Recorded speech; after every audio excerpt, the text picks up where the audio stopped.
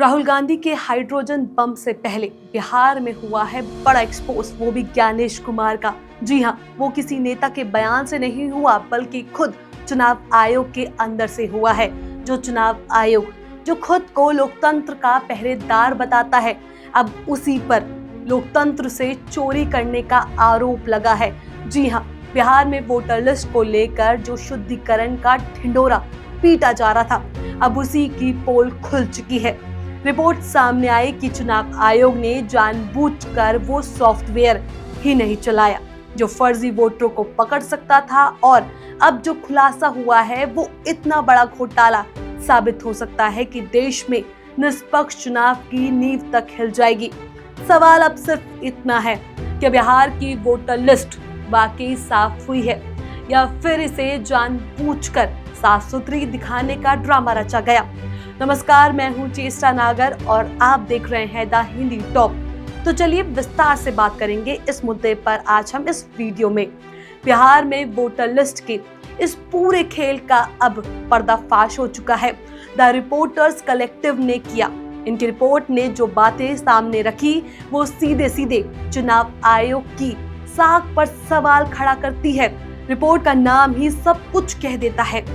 ECI skipped its fraud busting software, flooding Bihar voters roll with lakhs of duplicate entries।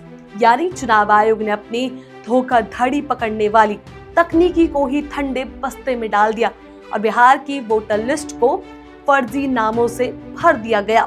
Report के मुताबिक बिहार की नई voter list में करीब 14,35,000 फर्जी वोट जोड़े गए हैं और 1,32,00,000 गलत पदों पर चढ़ा दिए गए। और ये सब कुछ हुआ है ज्ञानेश कुमार के नेतृत्व में, जिन्होंने कहा था कि 22 साल बाद वोटर लिस्ट का शुद्धिकरण हुआ, लेकिन अब उनके ही अधीन काम करने वाले अधिकारियों ने पलटी मार दी और माना कि डुप्लीकेशन को छुआ ही नहीं गया। अब जरा समझिए ये खेल कैसे हुआ।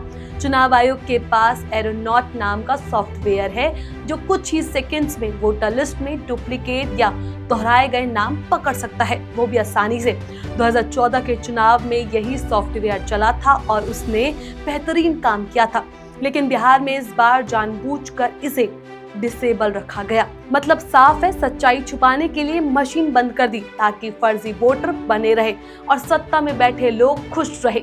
सोचिए, जब देश में टेक्नोलॉजी से चांद तक पहुंचने की बात होती है, तब लोकतंत्र की रक्षा के लिए बनाया गया सॉफ्टवेयर को ऑफ कर देना, क्या ये सिर्फ लापरवाही है या फिर योजनाबद्ध धांधली?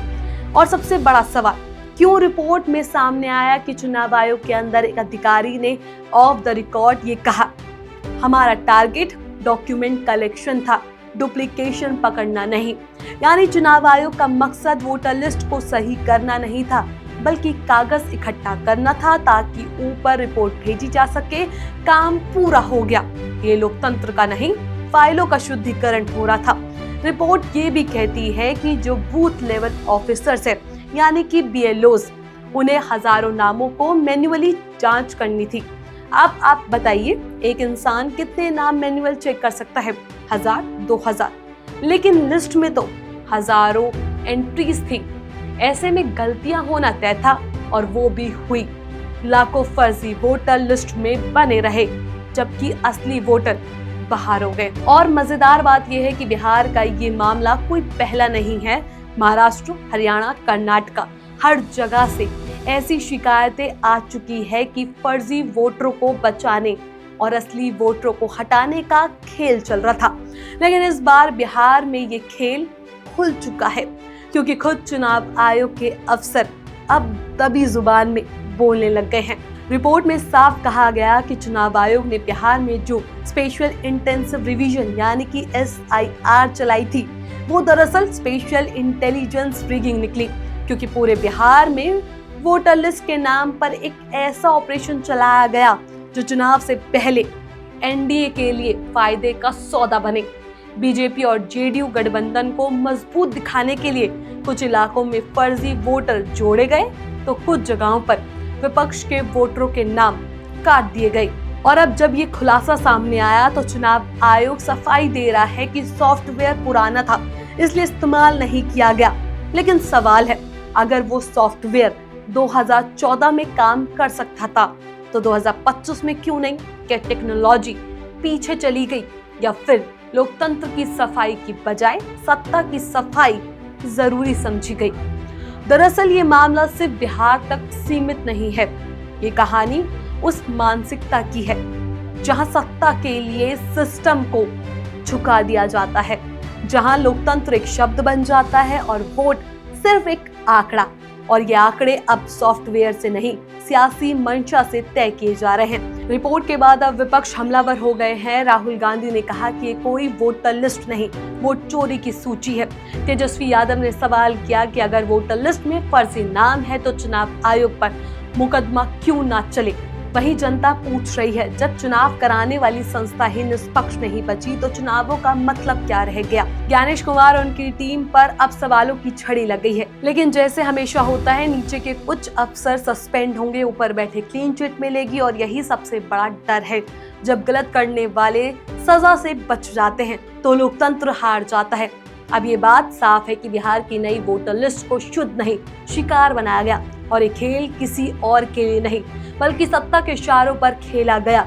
इसलिए आज बिहार के हर गली मोहल्ले में एक ही सवाल गूंज रहा है, क्या लोकतंत्र बिक गया? तो बिहार की कहानी सिर्फ एक राज्य की नहीं बल्कि पूरे देश की चेतावनी है। जब लोकतंत्र का पहरेदार ही पहरेदारी छोड़ दे तो जनता को खुद आवाज उठानी पड़ती है।